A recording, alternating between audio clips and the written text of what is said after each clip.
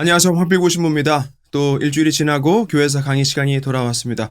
뭘 하는지도 모르게 시간만 빠르게 지나가는 것 같아요. 벌써 8월이고 아직 여름이 한창인데 우리 이 강의 들으시는 여러분들 모두 건강하게 주님 사랑 안에 평안한 하루하루 보내시길 기도하는 마음으로 오늘 강의도 시작해 보겠습니다. 지난 시간까지 중세 시기 말에 교회가 위기를 겪고 교회 지도자들이 여러모로 망가져 있던 상태에서 교회의 개혁과 쇄신을 요구했던 이들, 특히 교회의 교리적 부분에 오류가 있다고 주장했던 존 위클리프와 얀 후스라는 인물들에 대해서 알아봤죠. 우리가 20세기를 돌이켜봤을 때 정말 어마어마한 변화가 있었다라고 하지 않습니까? 극도의 풍요로움부터 경제 대공황, 전쟁에서 또 평화, 식민 문화에서 또 자유 독립, 2차 바티칸 공의회 인터넷의 발명 등등 너무너무 다채로운 일들이 가득 찬 100년을 보내고 지금까지 오고 있단 말이에요. 근데 역사 안에 14세기 유럽에서 역시 굉장히 많은 일들이 일어났어요. 십자군 원정이 거의 마무리가 된 이후에 교황권이 약해지면서 아비뇽 유수, 교회 분열, 백년전쟁, 그리고 흑사병까지 정말 강산이 변하다 못해 완전히 다른 세상이 되어버렸다고요. 기존의 사상들, 문화, 삶의 방식, 예술 모든 게 다 영향을 받게 되어 있죠. 우리가 중세 철학을 공부하면서 가장 중요했던 주제 중에 하나가 보편 논쟁이라고 했었는데 기억하실 거예요. 예를 들어서 우리가 인류라고 했을 때 우리 인류라고 하는 보편의 개념이 개념으로서 뿐만 아니라 실제로 존재한다라고 하는 실제론과 아니다. 너라는 개체도 존재하고 나라는 개체도 존재하지만 우리라고 한다면 우리라는 건 안 보인다 이거예요. 그냥 우리라는 이름만 있을 뿐 실제하지는 않는다. 이름만 있다라고 하는 유명론과의 대립이죠. 보편 논쟁. 토마스 아퀴나스에 의해서 스콜라 철학이 완성이 되고 보편 논쟁에서도 온건한 실제론, 그러니까 보편 중심과 개체 중심, 어느 한쪽으로 지나치게 쏠리지 않는 양쪽을 다 아우르는 균형과 조화의 길이 받아들여지고 그렇게 보편과 개체에 대한 논쟁도 정리가 됩니다. 그런데 유럽은 이 14세기를 지나면서 많은 생각을 다시 하게 돼요. 기존에 믿어왔던 진리에 대해서도 의심을 하게 되고 삶에 대한 태도도 굉장히 무력해지죠. 인구 3분의 1이 죽는 걸 본다는 건 나도 내 가족도 언제든 내일이라도 당장 죽을 수 있다는 게 피부에 와닿는 현실이 되는 거예요. 보편 개념을 믿는 사상에서는 예수님 한 분의 희생으로 온 인류가 구원을 받을 수 있다라는 게 말이 되지만 당시로 돌아가 본다면 인류 전체의 구원보다는 내가 과연 지금 이 구원을 받을 것인가 말 것인가의 문제가 시급하단 말이에요. 보편보다는 개체가 중요해지는 것이죠. 전에 잠깐 이름 정도만 언급을 하고 넘어갔었지만 윌리엄 오컴이라는 신학자가 나타나서 토마스 아퀴나스를 반박하고 결국엔 개체만이 중요하다라고 주장을 합니다. 토마스 성인의 윤리학도 그렇게 다시 도전을 받게 되고 찬란했던 중세의 업적들도 다 깨져버리게 돼요. 그리고 이제 위클리프랑 후스 같은 인물들이 나와서는 교회 전통을 무시하고 보편보다는 개체 중심 사상으로 가톨릭 교리를 재해석하는 거예요. 공적인 전례에서 선포되는 말씀, 뭐가 중요하냐? 다른 누군가가 아니라 내가 성경을 읽어야 한다는 거예요. 대사제가 인류 구원을 위해 성사를 거행하기보다는 내가 성체와 성혈을 영하겠다라는 것이죠. 교회라는 보편의 구원이 있지 않고 나라는 개체의 믿음으로 천국에 갈 수 있다 이거예요. 이해가 되십니까? 혹시 개신교 신자분들도 이 강의를 보고 계시다면 오직 믿음으로, 오직 성경으로 라고 하는 말이 어디서 나온 건지 이제 좀 아시겠죠? 이제 겨우 시작에 불과해요. 르네상스를 거쳐서 대항해 시대도 오고 얀 후스 처형으로부터 보면 100년 정도 후에 마틴 루터가 일으킨 개신교 개혁의 정신적인 본질은 또 무엇인지 계속해서 천천히 잘 따라오시면 아주 정확하게 이제 곧 알게 되실 겁니다. 그래서 이렇게 교회 개혁을 위한 조짐들 그리고 이미 개혁이 일어난 상황까지 함께 살펴보고 있습니다. 이어서 이번 시간에는 교회 개혁과 쇄신에 대한 그 시대의 지속적인 요구가 어떻게 드러나는지 조금만 더 살펴보도록 할게요. 공의회주의는 교회 지도층의 개혁운동이었다라고 할 수 있고 위클리프와 후스 같은 개혁가들은 신학자였죠. 그래서 오늘 강의에서는 그와는 다른 위치에서의 개혁의 움직임들도 있지 않았었나를 한번 보려는 거예요.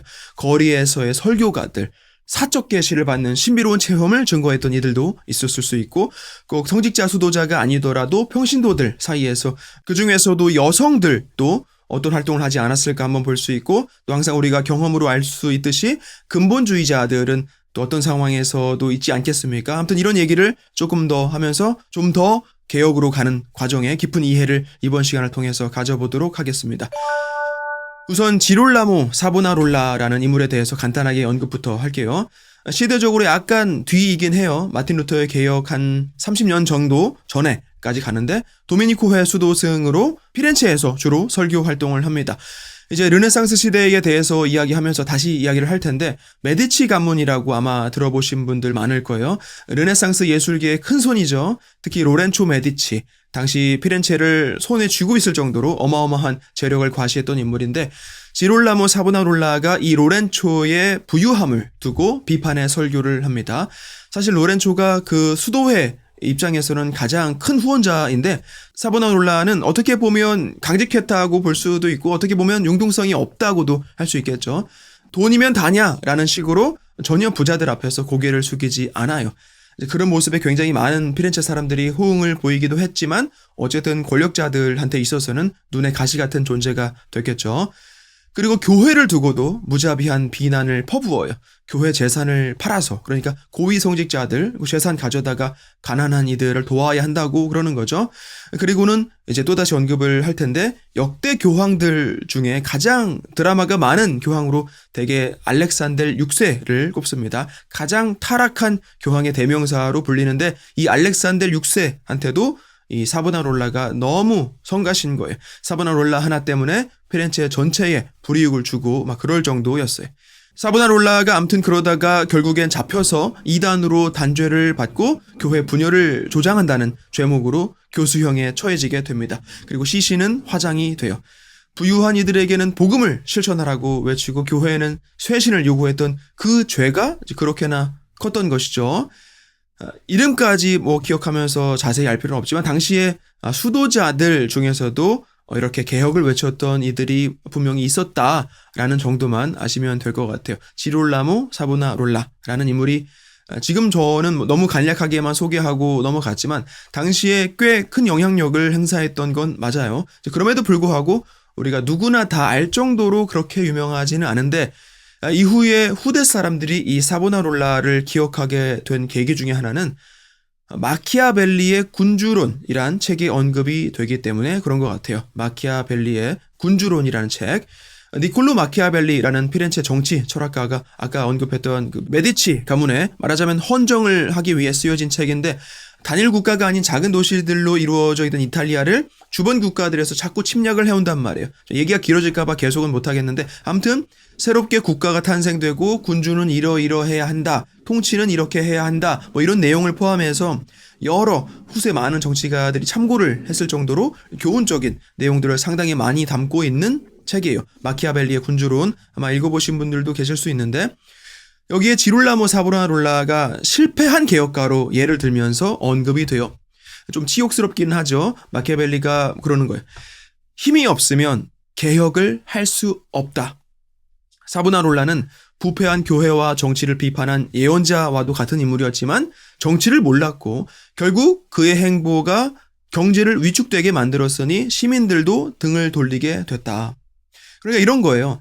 아무리 옳은 말을 할지언정 절대 그게 다가 아니라는 거죠. 사람들을 설득하는 건 쉽지만 그 설득된 상태를 유지하는 게 어렵다라는 거예요.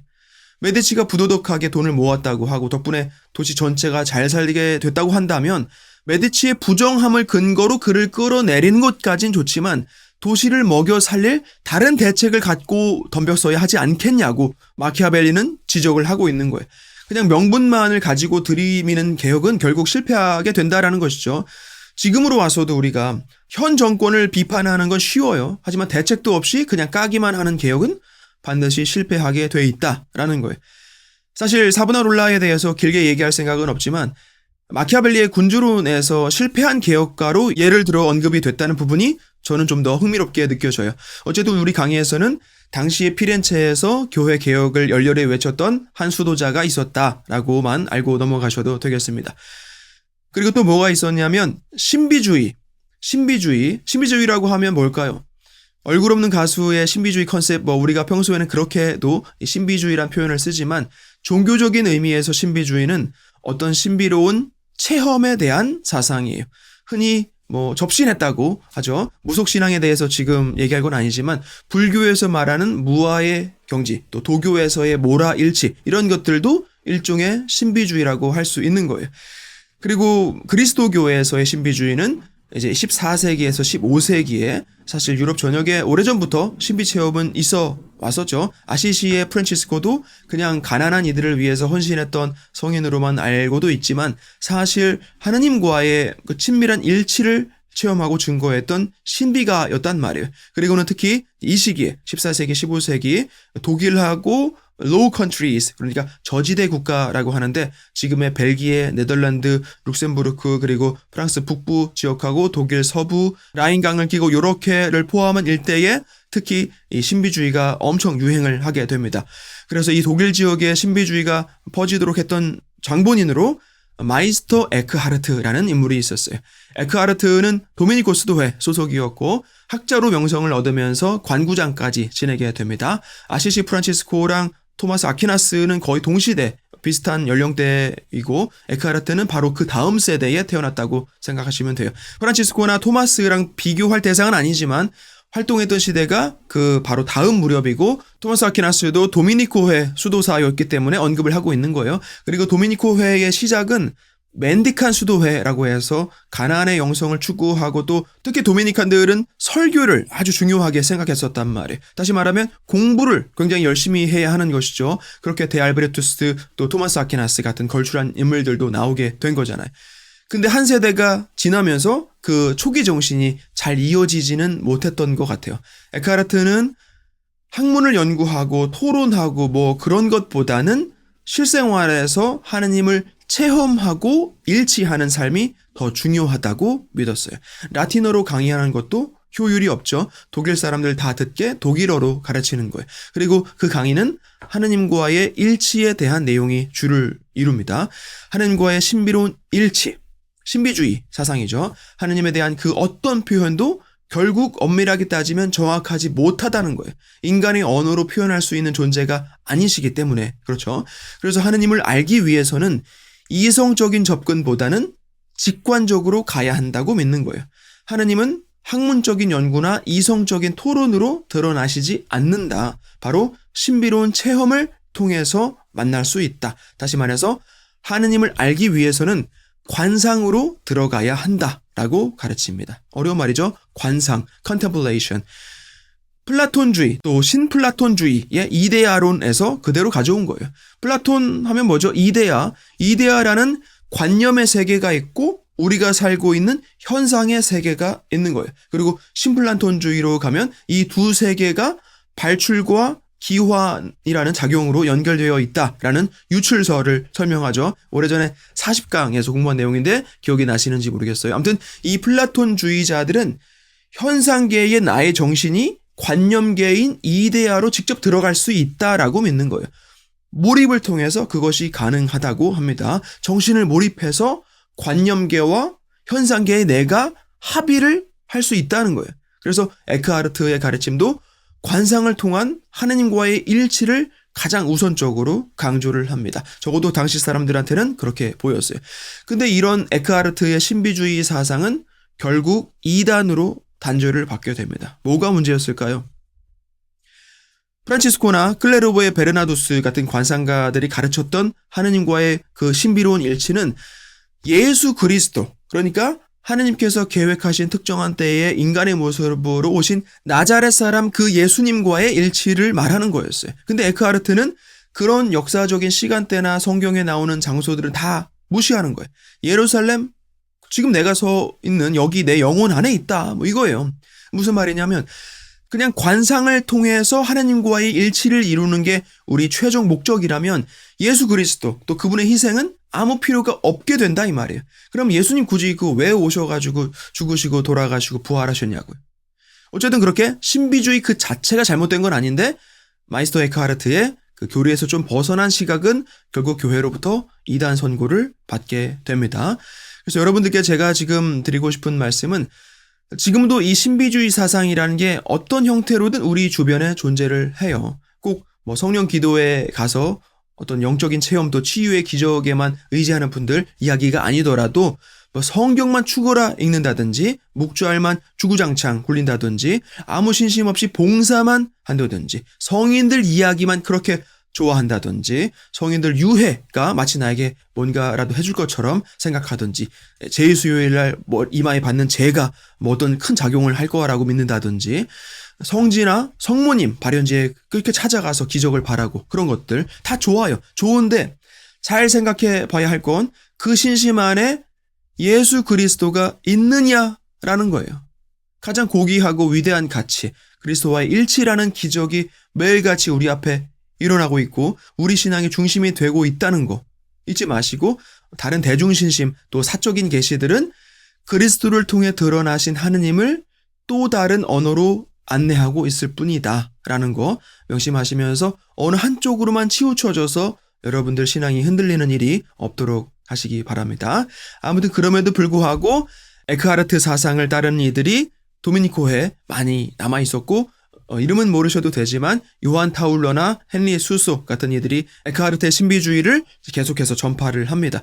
이후에 얀반 루스부르크 또 루스부르크에 이어서는 헤르트 흐로테 같은 인물들이 에크하르트 신비주의의 영향을 많이 받았지만 훨씬 실용적으로 실생활에 적용이 될 수 있는 방식으로 변형을 시켜서 새로운 또 하나의 개혁운동으로 발전을 시키는데 이걸 디보시오 모데르나라고 해요. 디보시오 모데르나. 영어로는 모던 디보션이라고 하면 되겠죠. 직역하면 근대 신심 운동 뭐 이렇게 할 수 있을 텐데 아무튼 이 디보시오 모데르나라는 개혁운동이 14세기 후반에 생겨나가지고 15세까지 번성을 해요. 평신도 운동으로 시작을 해서 이후에는 성직자들도 같이 해가지고 공동생활을 하기도 하는데 마틴 루터 개혁이 일어나면서는 자연스럽게 없어지게 됩니다. 이제 이들 영성의 핵심은 어쨌든 예수 그리스도를 따르는 거라고 해요. 그러면서 굉장히 명쾌하고 부드럽게 예전에 에크하르트처럼 사람들이 잘 받아들이지 못할 어려운 접근이 아닌 쉽지만 단호한 어조로 영적인 것들을 추구하도록 하는 거예요. 그리고 혹시 여러분들 중에 들어보셨을 수 있는데 토마스 아 캠피스라는 인물이 준주성범이라는 저서를 내게 됩니다. 영성서적으로 꽤 유명한 책이에요. 준주성범이라고 하는데 원제는 De Imitatione Christi, 영어로 하면 The Imitation of Christ, 그러니까 그리스도 따라하기이죠. 이 디보시오 모데르나라는 개혁운동은 헤르트 흐로테가 시작을 한 건데 방금 언급을 했지만 공동체 생활을 조직을 해요. 세상도 시끄럽고 교회 상태도 이대로는 안 되겠으니 따로 생활 터전을 만들어서 공동생활을 하고 그렇게 깨끗한 마음으로 하나님과의 일치를 추구한다는 거예요. 그렇다고 수도 생활은 또 아니라고 고집은 하는데 결국에 가서는 아우구스티누스 수도회 규범을 가져다가 쓰게 됩니다. 아우구스티누스 수도회는 제가 70강에서 맨디칸 수도회 창설에 대해서 배울 때 아주 잠깐 언급만 하고 넘어갔었죠. 도미니코 수도회랑 프란치스코 수도회 그리고 아우구스티누스 수도회랑 까르멜 수도회도 초기 맨디칸 수도회들에 포함이 된다고 하고 넘어갔었어요. 사실 이런 탁발 수도회들의 출범이 사실은 교회 개혁을 위한 지속적인 외침이었던 것이죠. 아무튼 그러니까 아우구스티누스 회도 굉장히 엄격한 규율을 따르고 있던 수도회였던 거예요. 나중에 마틴 루터도 이 아우구스티누스 회 출신이에요. 아무튼 흐로테가 설립한 공동생활 시스템도 수도회는 아니었다고 하지만 그 정도의 규율이 공동으로 사는 곳에서는 필요했더라라는 얘기예요. 그렇게 이 공동생활 형제회가 추구하는 영성은 어떤 활활 타오르는 격정적인 감성적 충만은 아니고 오히려 단순하게 일종의 내면의 평화였어요. 모여서 기도하고 공부하고 그렇게 아주 평화롭게 관상으로 들어간다라는 거예요. 자, 이런 신비주의가 사실 나쁜 건 아니죠. 관상 기도하고 하나님과의 깊은 관계로 나아간다는 거 그 자체는 교회 가르침에 딱히 반대되는 게 아니란 말이에요. 근데 문제점은 첫째로 하나님과 직접 소통을 할 수 있다는 건 아까도 언급드렸지만 어떤 다른 중개 혹은 매개가 필요 없다는 뜻이 돼요. 예수 그리스도를 통해서만이 구원이 이루어진다라는 그 교리에 반하게 된다는 것이죠. 물론 극단적인 신비주의로 갔을 때 그리고 이렇게 스스로 하나님과 합의를 이룰 수 있다는 건 교회 전통, 성사, 사제직, 성경 전부 다 필요 없다는 게 돼요. 교회의 권위가 약해지는 거죠. 부패한 성직자들이 힘을 잃게 되는 것까지는 좋은데 교회 전체의 위계가 무너질 수 있는 거예요. 그렇기 때문에 어쩔 수 없이 이 신비주의만으로 개혁이 이루어지기엔 무리가 있었던 것이죠. 하지만 결과적으로 신비주의가 혹은 이 디보시오 모데르나 근대 신심운동 때문에 교회 위계가 절대적인 것만 같았던 교회 위계가 다소 약화되기는 합니다. 그리고 한편으로 대중에게는 영성적으로 어떤 큰 도움을 준 거는 맞아요. 그리고는 이제 평신도들 사이에서도 개혁에 대한 열망이 드러나기 시작합니다. 사실 역사를 공부하다 보면 결국 백성이 제일 불쌍하다는 생각을 많이 하게 돼요.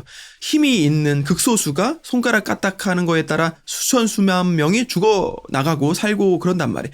역사라는 게 왕조 혹은 황조 중심으로 쓰여지고 교회도 마찬가지로 교황이나 주교들 중심으로 기록이 되었던 것이 어쩔 수 없는 부분이죠. 대다수의 대중, 그러니까 평신도는 역사를 기록할 능력이 없었어요. 과거의 역사라는 건 부유하거나 교육을 많이 받은 이들만의 전유물이었단 말이에요. 어쩌면 지금도 뭐 크게 다르지 않다고 봐요. 자본주의 사회에서는 누가 왕입니까? 돈 많은 사람이 왕이에요. 다들 힘들게 산다고 하는 이 시대를 훗날의 역사가들은 어떻게 기록을 할까요? 이런 상황에서도 어떤 사람이 떼돈을 벌었더라 혹은 어떤 갑부가 하루아침에 빈털터리가 됐더라 라는 게 훨씬 더 재밌는 이야기거리가 되는 거예요. 여러분들도 잘 생각해 보시면 여러분들 주위에서 일어나는 일들에 큰 관심이 없어요. 연예인들 얘기 혹은 정치인들 얘기가 더 재밌단 말이에요. 하루 벌어 하루 사는 사람들의 이야기가 당사자들한테는 그 이상 가는 드라마가 없을 그야말로 현실이지만 역사는 그걸 그렇게 흥미롭게 기록을 하지 않는다고요. 너무 우울한 얘기인가요? 아무튼 그런데 중세 말기에 가서는 평신도들도 슬슬 움직이기 시작합니다. 앞서 강의에서 위클리프 사상을 따르는 롤라드파를 봐도 시간이 지나면서 마을 주민들, 그러니까 평신도가 대거 참여를 했고 후스파도 처음엔 귀족들, 학자들 중심으로 구성이 됐다가 이내 곧 타보르파, 그러니까 대중신심, 또 가난한 이들의 구원을 설파하는 그 종말론적 신심을 추구하는 이들의 지지를 받고 세력을 확장했단 말이에요. 그리고 여성들 사이에서도 개혁운동이 일어나게 됩니다. 사실 여성의 입지라는 게 당시만 해도 참 굉장히 형편없었죠. 뭐 하나 자유롭게 할 수 있는 게 없어요. 어느 정도 나이만 차면 부모가 보내는 곳에 시집 가가지고 애 낳고 키우는 게 여성의 역할 거의 전부였다고 해도 과언이 아닐 거예요. 그런 여성들이 유일하게 부모와 남편과 자식들로부터 자유로울 수 있는 길은 뭡니까?